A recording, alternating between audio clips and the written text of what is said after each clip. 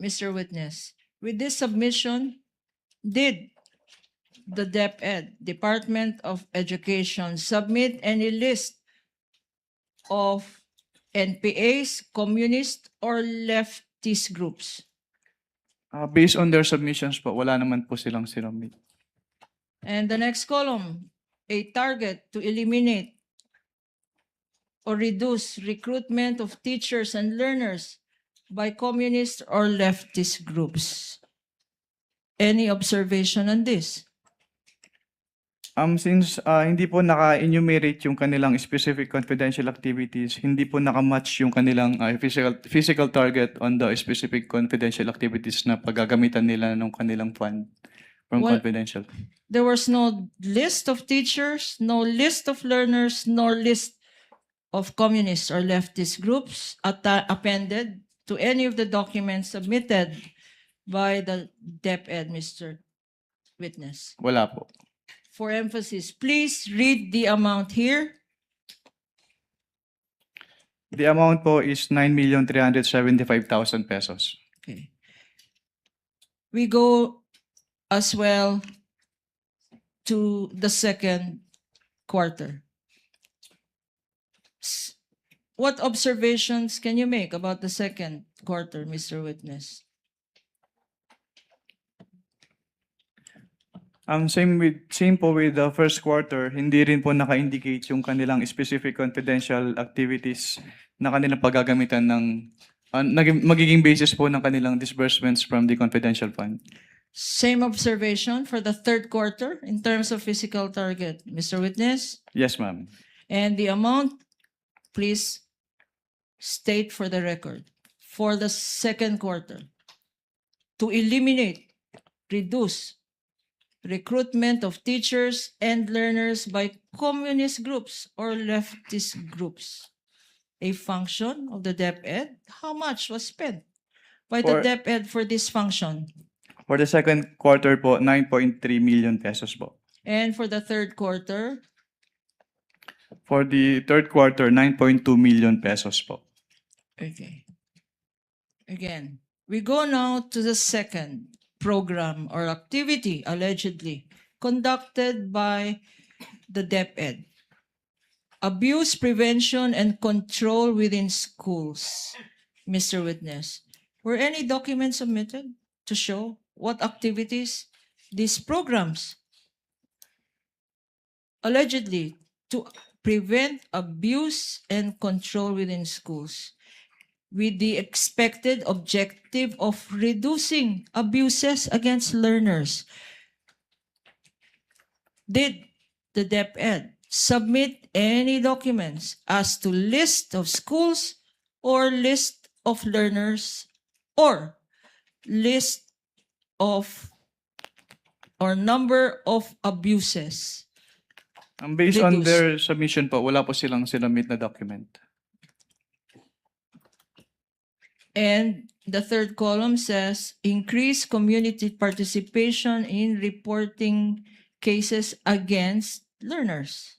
You confirm that, Mr. Witness? Yes, ma'am. Based on And the this same document is po. true for the second quarter and the third quarter, Mr. Witness. Based on this document po, yes, ma'am. Okay. How much was spent on this activity to increase community participation?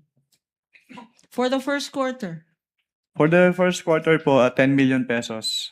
and the second quarter, For the second quarter, 10,075,000 pesos po. and for the third quarter, Mr. Witness. 10,125,000 pesos po. Okay. And for this community participation, totaling for the three quarters, 30 million. Meron bang listahan ng mga communities kung saan na-increase ang participation nila para sa reporting ng abuses ng mga kabataan? May listahan ba na sinubmit ang DepEd dito Wala po silang sinubmit na listahan.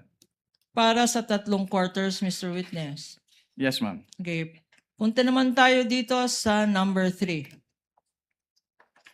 Nakalagay dito, anti-illegal activities operations. Meron bang listahan na binigay ang DepEd? Kung ano-ano itong anti-illegal activities operations? Based on their submission po, wala po silang binigay na listahan.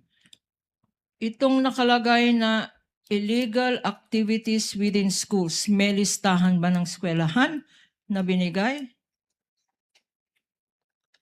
Wala po silang binigay na listahan. May linagay ba na ano-ano ang tinatawag ng DepEd na illegal activities? Pwede pa ulit po ng tanong. Yung mga activities na sinabi dito sa exhibit, may listahan ba kung ano yung illegal activities na gustong eliminate ng DepEd? Wala po silang binigay na listahan. Okay, sa third column, nakalagay, increase and heightened conduct of surveillance activities to prevent illegal activities.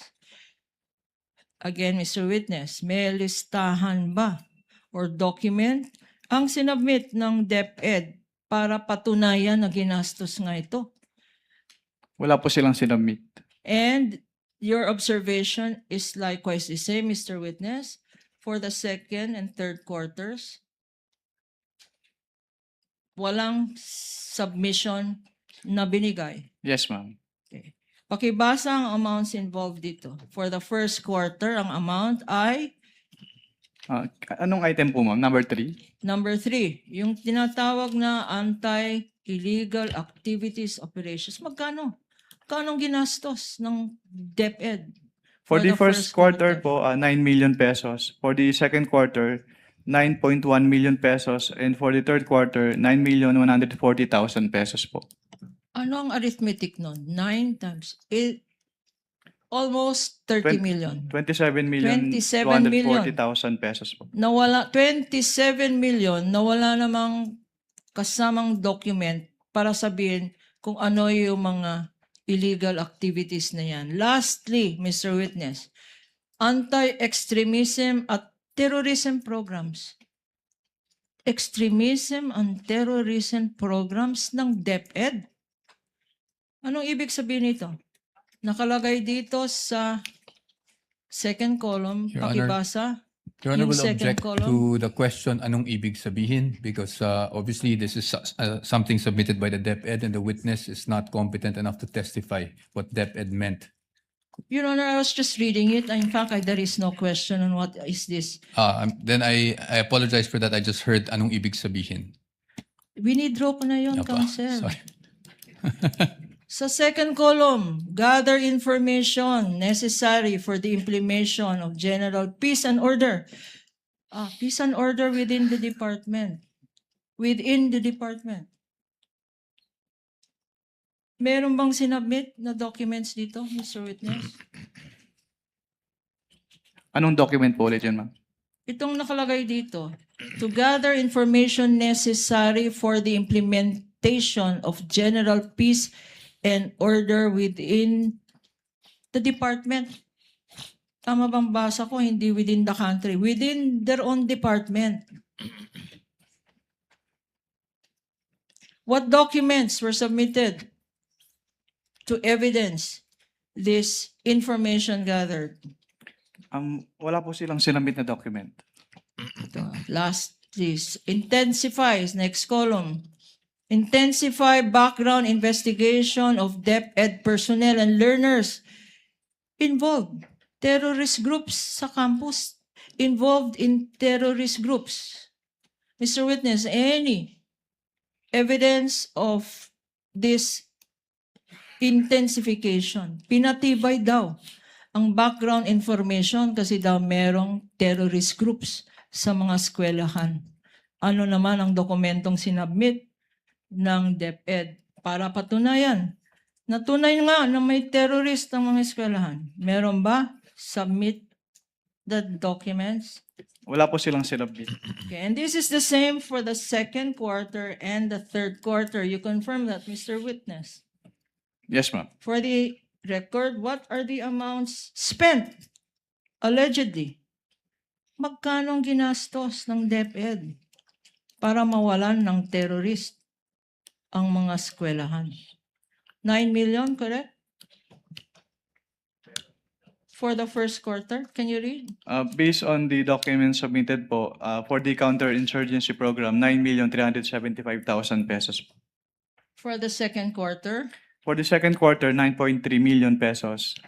And for the third quarter? 9.2 million pesos po. And, pakibasa. Basahin mo lahat. For the number 2, yung abuse Total. prevention. I'm sorry. Sa second quarter, nasabi mo na. Can you clarify your question po? For the first quarter, sinabi mo 9,125,000. Second quarter, magkano? 9.3 million pesos po. And for the third quarter? 9.2 million pesos. Okay. Ang total, anong significance nito? Pag in addition mo lahat, first quarter, second quarter, third quarter, at lahat ng activities na sinabi dito na wala naman dokumento, 37 million pumatak per quarter. You confirm that, Mr. Witness?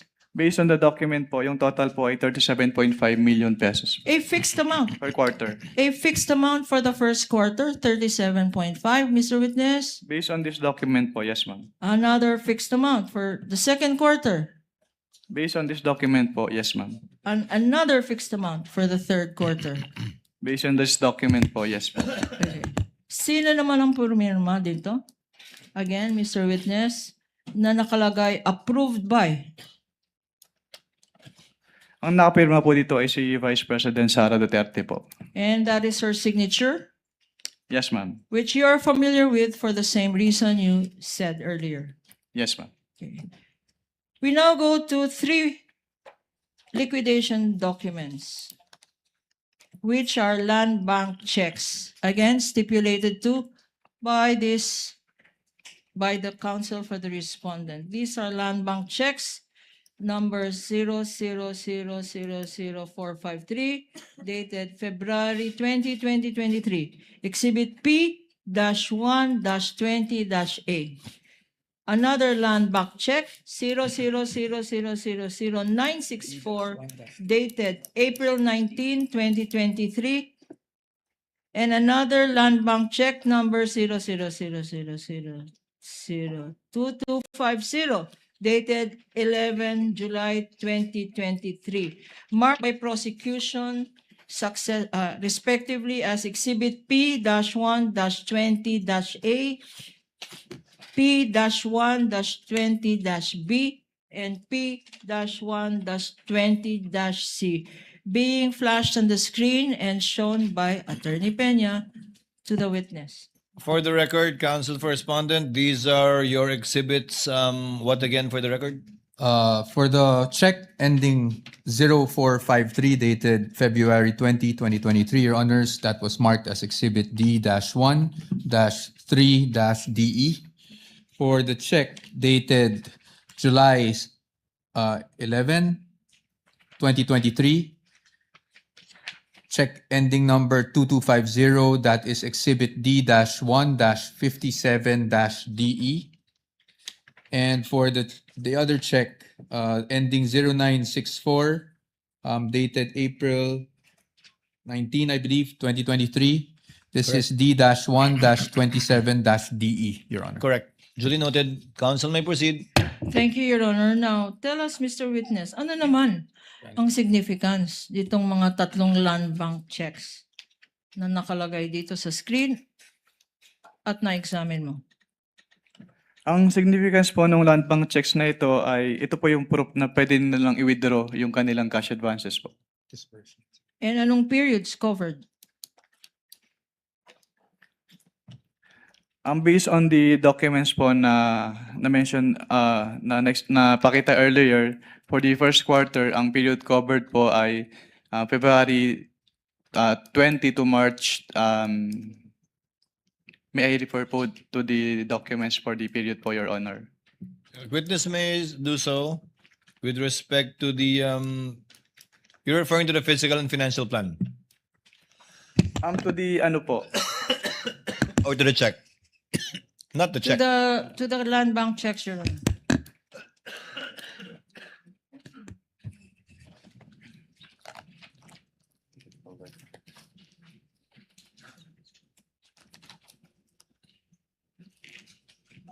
No, the question, Counsel, is for what period does it cover? It's not in the check. What Yes, sir. what periods do these 3 checks cover? Yes po. For the first quarter po, since wala pong nakalagay dito sa checks na period covered po, ma'am. Pero yung first check po is for the first quarter 2023. Yung next check po is for the second quarter 2023, and for the yung third check po is for the third quarter of 2023. We now go to the next set of liquidation documents. And you will be shown disbursement voucher dated January 31, 2023, disbursement voucher dated April 19, 2023, and disbursement voucher dated 11 July 2023, successively marked as Exhibit P-1-19A, Exhibit P-1-19B, and Exhibit P-1-19C for the prosecution stipulated exhibits, Your Honor, with the defense. Thank you, Your Honor. On the part of the respondent? On the part of the respondent, it is Exhibit D-1-5-DE, Exhibit D-1-29-DE, and the last one, Your Honor, is Exhibit D-1-58-DE. Noted. Attorney Gabonan, you may proceed. Mr. Witness, for what periods were these disbursement vouchers given? For? Based on these disbursement vouchers po, yung una po ay for the first quarter of 2023, yung pangalawa ay second quarter of 2023, at yung pangatlo po, hindi po nakalagay kung anong specific quarter po. Now, Mr. Witness, you have gone over this document and it's being flashed on the screen for easy reference of the impeachment court. Any observations that you may have with regards to these 3 disbursement vouchers? Itong disbursement vouchers po na ito ay inapprove ni Undersecretary Annalyn M. Sibilia in violation po nung joint circular na ang nakalagay po ay the head of the agency shall be responsible for the approval of the cash advances. Sino naman tong pumirma? Based on these disbursement vouchers po, si Undersecretary Annalyn M. Sibilia. Again, why is this a violation? Dahil under the joint circular po, it is the responsibility of the head of the agency to approve the cash advances. And who is the head of the DepEd? The head po of DepEd during the period covered by these cash advances po ay si Vice President Sara Duterte. Okay. There appears a signature in each of these 3 documents. Whose signature are these, if you know? Ito po ay mga pirma ni Vice President Sara Duterte. And significantly, Mr. Witness, it says here, Vice President of the Philippines and Secretary of Education. You confirm that, Mr. Witness? Based on these documents po, yes ma'am. For the first quarter. The second quarter also is above the inscription, Vice President of the Philippines and Secretary of Department of Education. You confirm that, Mr. Witness? Yes ma'am. And for the third quarter, it is signed. Signature, which you identified, is above the annotation, Vice President and Secretary of the Department of Education. Mr. Witness, confirming this? Yes ma'am.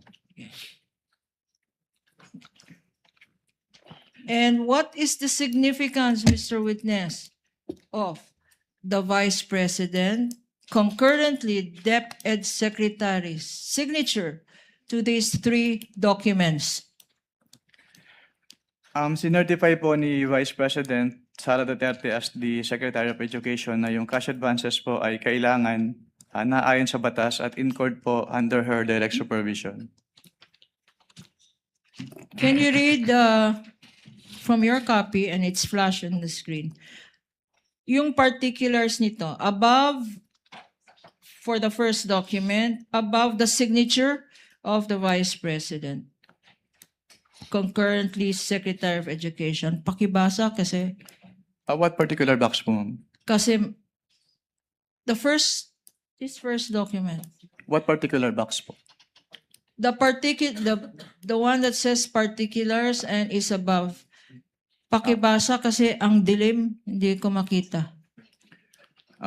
Particulars, first quarter CY 2023 cash advance, payment of allotments under the maintenance and other operating expenses authorized under the page 376 of RA number 11936 of the General Appropriations Act, fiscal year 2023, and section 85, page 778 of the General Provisions FY 2023. Okay, itong binasa mo ng particulars, ito ba ay confidential funds? Hindi po Or naka-indicate relating dito. to confidential funds, yung certification na to? Hindi po naka-indicate dito na yung kanilang disbursement ay for the confidential fund of the DepEd. Okay. Kung alam mo, what is it for? Based on this document po, ang nakalagay ay payment of allotments under the MOOE. Anong ibig sabihin ng MOOE?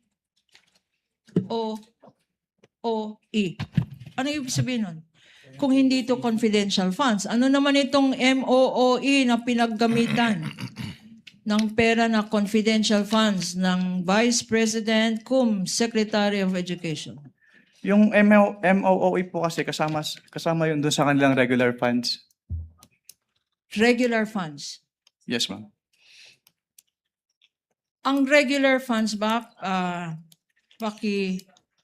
paki-explain lang sa akin from a layman's point of view. Ano ang regular funds at ano ang confidential funds? Yung regular funds po ng agency, yun yung kanilang pondo na ginagamit nila for their operations, and yun po. Well, yung confidential fund po, ito po yung specific lump sum ng agency which is to be used for their confidential operations. At pareho rin ang annotation dito sa second disbursement voucher at third disbursement voucher, Mr. Witness, na ito ay patunay na dinisburse ang mga pondo para sa confidential funds para sa operational expenses. Pwede pong paulit po ng tanong. So ang sinasabi ko, I will reform. So itong disbursement voucher na nakalagay dito, sinabi mo, when asked, you explained that this appears to be, ito nakalagay dito, a liquidation ng expenses na hindi naman para sa liquidation ng confidential funds. Kasi confidential to ng regular funds niya, tama? Disbursement voucher pa lang po ito. Disbursement voucher pa lang po itong Disbursement voucher, Document. disbursement voucher na sinasubmit para liquidating document para sa confidential fund, Mr. Witness. It is one of the documents po submitted to support the liquidation. At you confirm na nakalagay dito operational expenses. Based on these documents po, maintenance and other operating expenses. Maintenance and other operational expenses. Yung maintenance and other operational expenses ba ay nasa listahan kung ano ang allowed sa joint circular na expenses para sa confidential funds, maintenance, and other expenses. Kasama ba yan sa tinatawag mong exclusive listahan ng pwede paggamitan ng confidential funds, Mr. Witness? Pag sinabing maintenance and other operating expenses po, wala po siya specifically dun sa enumeration ng item 4.8. At sinabi mo, exclusive. Pag wala sa listahan, bawal. Tama, Mr. Witness? Under 4.8 po. Under Yes, 4.8 of the circular. The same observations, Mr. Witness, for the second and third quarter. ang nakalagay dito ay regular funds, maintenance, and MOOE, hindi confidential funds. Based on your documents, for the second and third quarter, Mr. Witness. Based on these documents, nakalagay po MOOE and not confidential fund. Okay. Punta naman tayo sa next set of documents, Mr. Witness. Mr. Witness, you want to drink water? Okay lang po. Inom ka ng tubig, baka pagod ka na. Pero konti na lang. Okay, punta naman tayo sa next set of documents. Ito naman ay liquidation report dated March 31, 2023, liquidation report dated June 30, 2023, and liquidation report dated September 29, 2023. Exhibits P-1-18-A, Exhibit P-1-18-B, and Exhibit P-1-18-C, respectively, common stipulated document with the defense, Your Honor, For the respondent, For the respondent, it for the is respondent. respectively, respectively, it is D-1-2-DE. Next would be D-1-26-DE. And the third one would be D-1-55-DE, Your Honor. correct. Noted. Counsel, please proceed. Mr. Witness, please look at your document again at pakibasa yung particulars. Sa first liquidation report, anong period covered ito? Based on this liquidation report po, February 20, 2023 to March 30, 2023. At anong nakalagay dito? First quarter nakalagay, and it says here particulars again. Madilim. Pakibasa itong nakalagay under the column particulars. Under the column particulars, ang nakalagay po ay to liquidate the cash advance granted for payment of operational MOO